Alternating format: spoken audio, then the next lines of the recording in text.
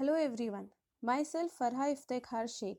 The chapter that we would be doing today is the Indian Judicial System from Standard 8th, Subject Civics. Along with legislature and the executive, the judicial too is an important organ of the government.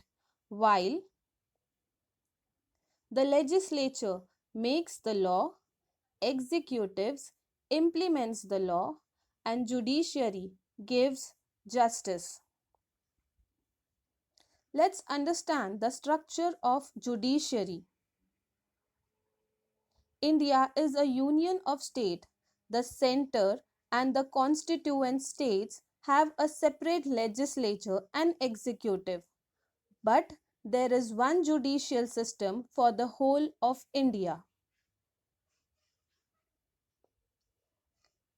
Let's see the hierarchy of the court in India. On the topmost, we have Supreme Court or Apex Court. After that, we have High Court, followed by the District Court. Let's first understand about the Supreme Court. The Chief Justice of India, that is CJI, heads the Supreme Court of India. The President appoints the Chief Justice of India and other judges of Supreme Court. By convection, the senior most judge of the Supreme Court is appointed as the Chief Justice.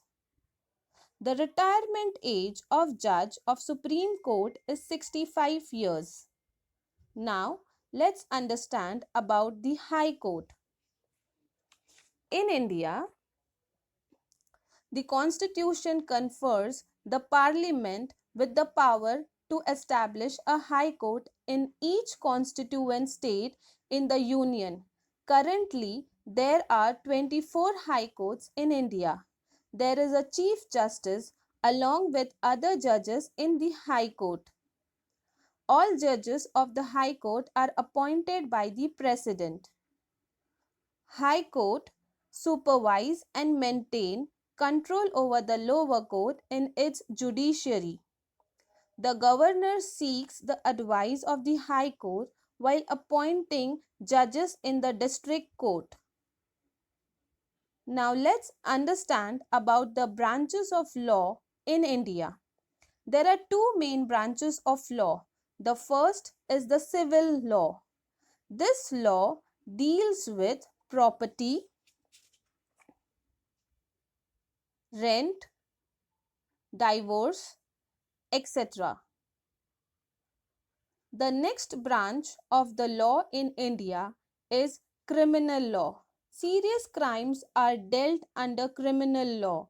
For example, theft, robbery, murder, dowry, and etc. In these cases, the first step is to file First Information Report, that is known as FIR, with the police. The police investigates the matter and then a petition is filed in the court.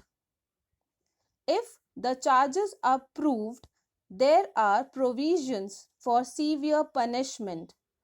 I hope you might have understood this chapter very nicely. Thank you.